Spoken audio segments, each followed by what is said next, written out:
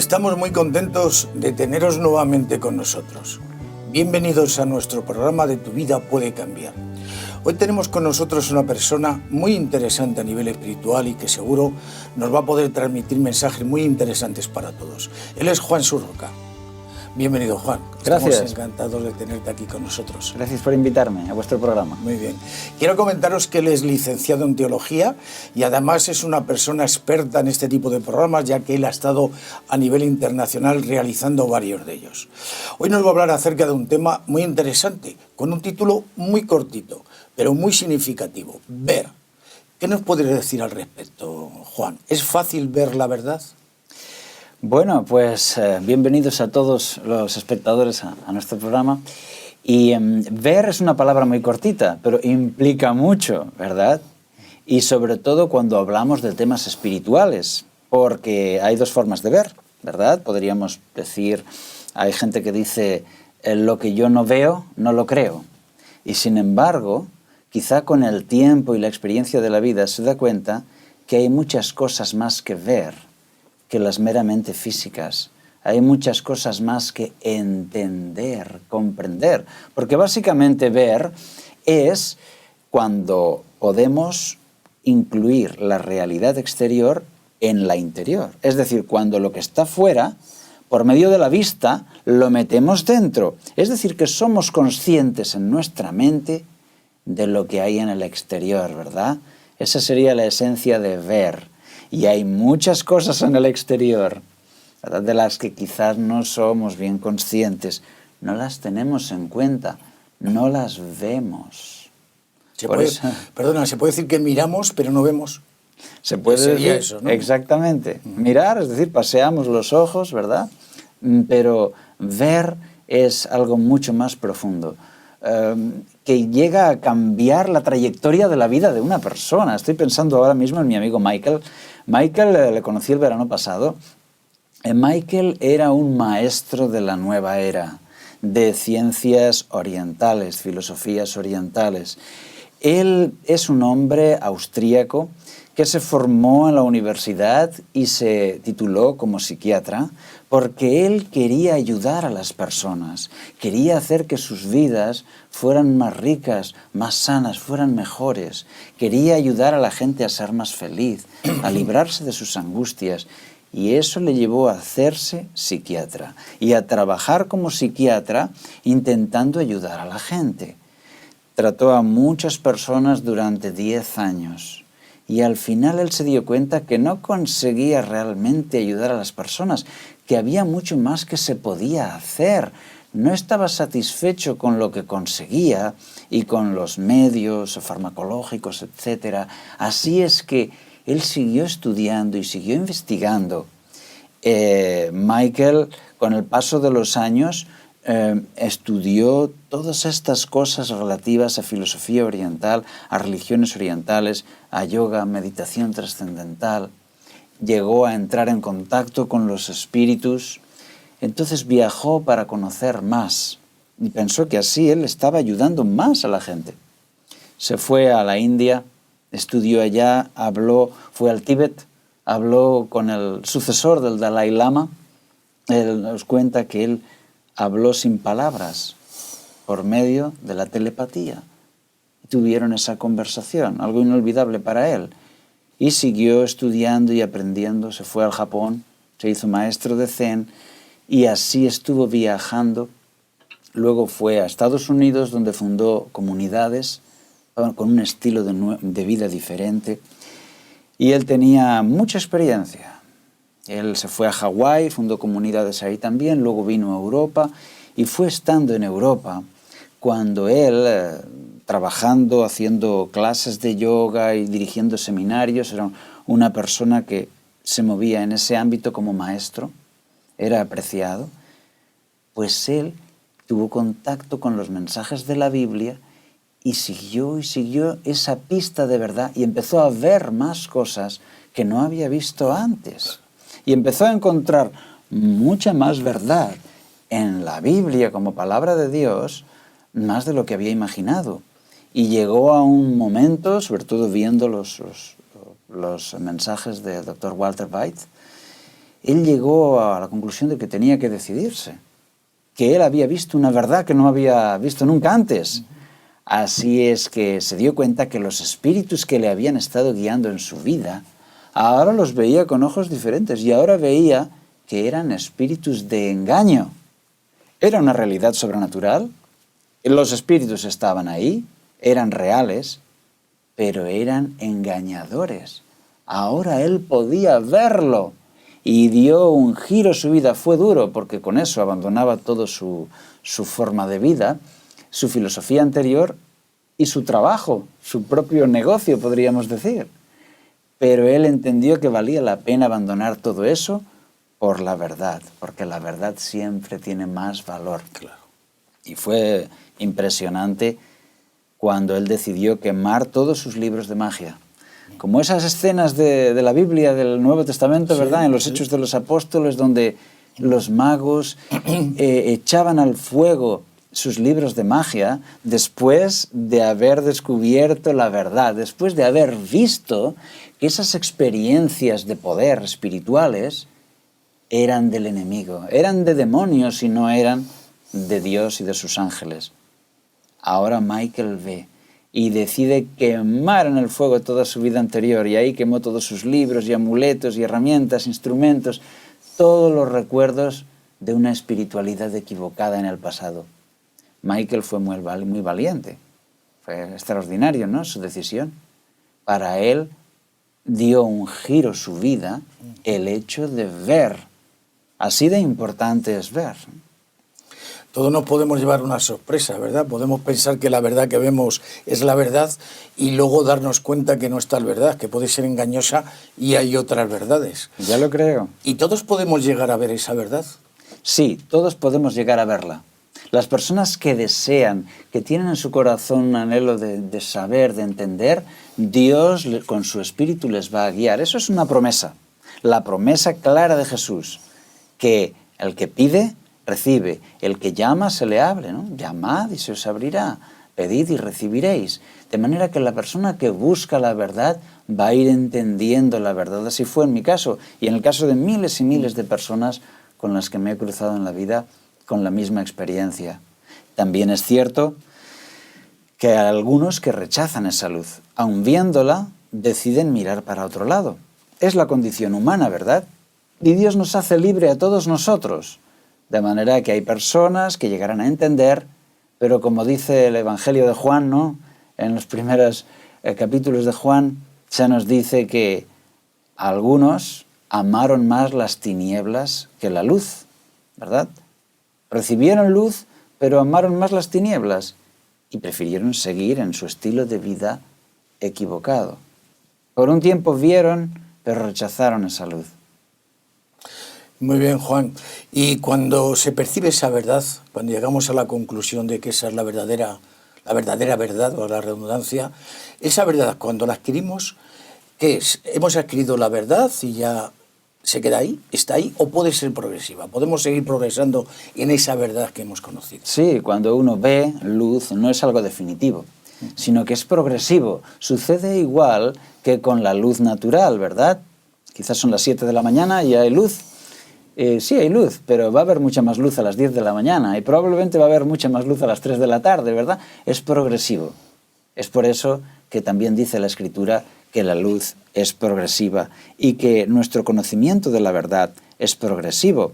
Podemos ver en Proverbios capítulo 4, versículo 18, que está hablando precisamente de esto. Proverbios 4, 18. Hablando de la senda de los justos. Dice así: la senda de los justos es como la luz de la aurora, que va en aumento hasta llegar al pleno día. Así es la senda de los justos, es decir, el camino, la vida de los justos, de los que buscan la verdad. Una luz progresiva. Es decir, tú no debes ser el mismo que el año pasado. Deberías ser mejor persona. Deberías tener más conocimiento, deberías tener mejor calidad humana. Y a esto invitamos a todos los espectadores. Tú no deberías ser el mismo que el año pasado. Tú deberías enriquecer tu vida con la oración, con la palabra de Dios, ¿no? Poniendo tu mira en estas verdades y crecer. Así sucedió que cuando yo era jovencito era un rockero y tenía pues muchos discos de música rock, algunos mensajes eran horribles, antisociales, violentos, etc. Y no estaban mucho por el dominio propio ni el autocontrol, eso era como una tormenta. Así es que cuando me hice cristiano, tomé la mitad de mis discos y los tiré, porque no había por dónde cogerlos. Claro. Y pasando un año o dos, pues de aquellos discos que habían quedado, todavía tuve que tirar algunos, ¿no? Y así un tiempito después todavía había alguno que chirriaba por ahí, ¿entiendes? Porque es algo progresivo. Y así pasa con todos los aspectos de la vida, con el aspecto de cuidar nuestra salud también. La persona va aprendiendo más y más verdad y hay un enriquecimiento progresivo. Así cada día podemos mejorar y cada año ser mejores personas, mejores padres, podemos crecer en eso, podemos aprender a serlo. Quizá mejor esposo, mejor esposa, mejor hijo o hija, mejor vecino, ¿verdad? Mejor ciudadano. Nuestra vida puede ir cambiando, ¿verdad, Juan? Y muchos que hemos vivido esa experiencia verdaderamente lo hemos denotado en nuestra propia persona, ¿no?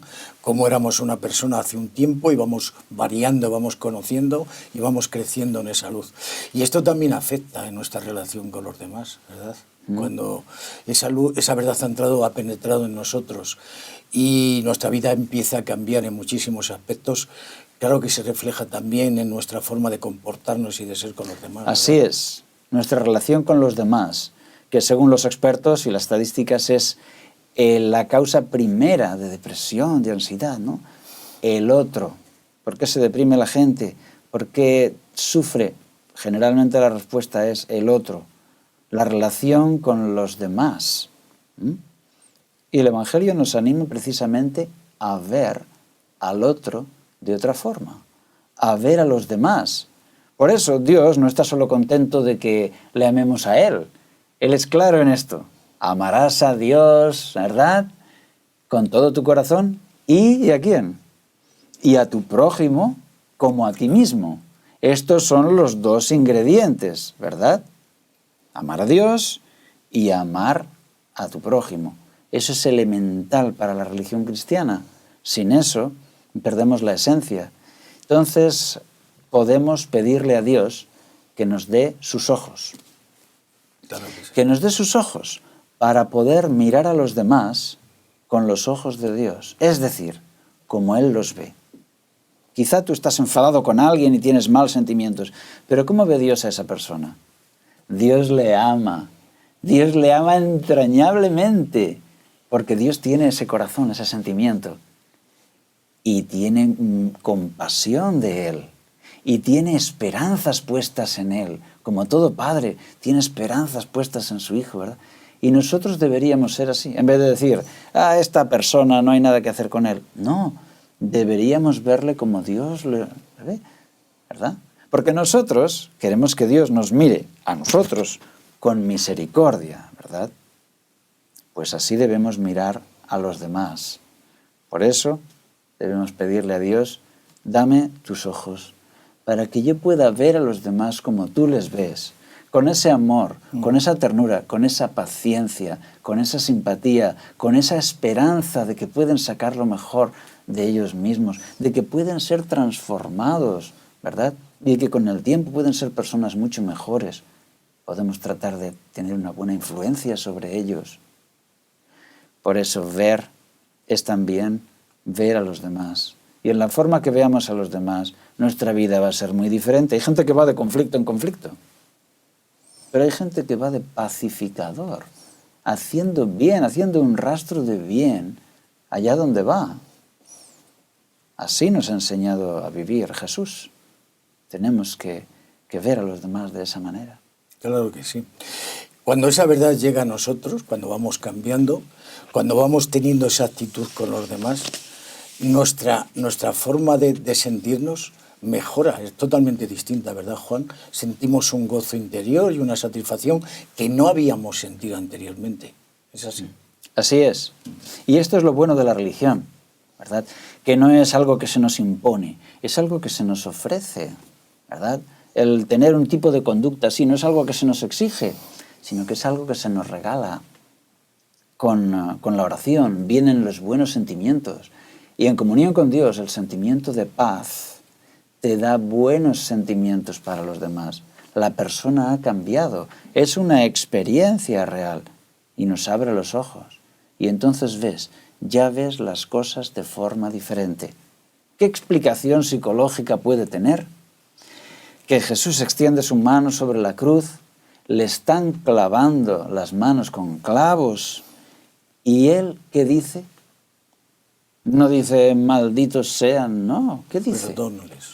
Señor Padre, perdónales, porque no saben lo que hacen. Todavía está preocupado por ellos. ¿Cómo ve Jesús a los demás? Y claro, Jesús tiene una experiencia totalmente diferente por su espiritualidad, porque la espiritualidad es tan potente que rige sobre la mente, nos da buenas motivaciones, cambia los motivos de las personas. Uno puede ser más o menos inteligente, pero su vida va a estar dirigida por sus motivos, por lo que él busca en la vida. Y si la espiritualidad es sana, los motivos serán buenos, solidarios, de pacificador. Así es.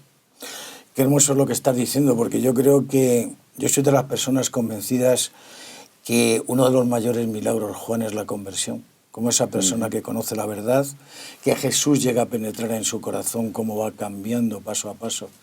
Y es una conversión verdaderamente impresionante, ¿no? Que no solamente podemos vivirla nosotros mismos, que es muy importante, sino verlo también en otras personas. Así es. Juan, ¿qué crees tú que es lo más importante que debemos ver? Quizá lo más importante que debemos ver es a Jesús. Es a Jesús, porque es muy importante ver a Jesús, porque viendo a Jesús nos vemos a nosotros mismos también. Y cuando vemos a Jesús somos transformados. Hay un texto muy bonito que quiero leer. Si quieres leerlo tú, por favor. Es 2 de Corintios 3:18. Y en este texto se nos está diciendo de lo que pasa cuando nosotros ponemos nuestros ojos en Jesús. Muy bien. Naturalmente, Jesús murió hace 20 siglos, no podemos verle físicamente, pero cuando en el Evangelio estamos viendo cómo Él enseñaba, cómo Él era, de alguna forma estamos viéndole a Él. Y podemos ser transformados. Muy bien, vamos a leerlo. El texto es 2 de Corintios 3:18. 2 de Corintios 3:18, y nos dice: y nosotros todos, que con el rostro descubierto, contemplamos como en un espejo la gloria del Señor, vamos siendo transformados de gloria en gloria, a la misma imagen, por el Señor, que es el Espíritu. Así es, somos transformados. Vamos siendo transformados. Contemplando. Así es. De la misma forma que si un niño está siempre viendo videojuegos violentos, pues va a tener más conductas violentas. De la misma forma, el contemplar a Jesús, su forma de ser, su forma de reaccionar, y más profundo aún, en contacto espiritual con Él, en oración, hablándole, el corazón cambia. Quizá habías pensado reaccionar de una forma y después de una oración profunda, espiritualmente has cambiado y ya no quieres tomar una mala decisión. Vas a actuar de forma diferente. Realmente ha cambiado el corazón, han cambiado los sentimientos por la otra persona. Y esto es una experiencia hermosa al alcance de cualquiera. El cristianismo va por ahí, de forma que hace cambios prácticos en la vida de la gente. El cristianismo, si es real cristianismo, verdadero, va a hacer que las personas sean mejores personas, que su vida sea mejor, sea más plena, más solidaria, más feliz. Muy bien, Juan, y podríamos llegar a preguntarnos también que si es lo mismo ver que mirar, porque tal vez no sea lo mismo, hay alguna diferencia. En español hay matices diferentes, ¿verdad? Pero a mí me gustan las dos palabras, porque los dos matices son buenos para la realidad de la que estamos hablando. Ver, por un lado, implica que la realidad tú la has captado y la estás analizando en tu mente, ¿verdad? Porque a veces se dice que miras pero no ves. Es decir, paseas los ojos pero no llegas a captar esa realidad, ¿no? Sin embargo, mirar también me gusta, porque tiene un matiz de algo activo. Tú realmente estás mirando, activamente estás poniendo tus ojos y estás en una búsqueda. Por eso hay un versículo muy bonito que viene a mi mente cada vez que hablo de esto. Es el versículo de Isaías, si quieres leerlo, por favor. Isaías 45, 22, en el que Dios nos dice, mirad a mí, mirad. Es decir, no solo que estemos viendo algo, sino que activamente estemos poniendo los ojos en Él. Sí, porque en base a lo que estás diciendo yo puedo estar viendo un paisaje y lo puedo estar viendo. Yo puedo estar viendo, pero no lo puedo estar mirando. Yo diría que eso quizás sea mirar, aunque bueno, lo puedo estar mirando, pero no capto verdaderamente su significado. Sí, pero hay algo activo en el mirar, en el que tú estás allí poniendo tus ojos para ver.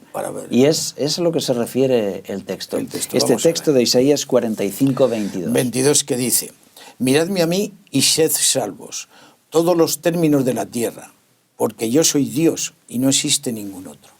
Aquí Dios nos dice en la Biblia, miradme a mí, mirad a mí. Yo creo que eso es lo más importante que debemos mirar.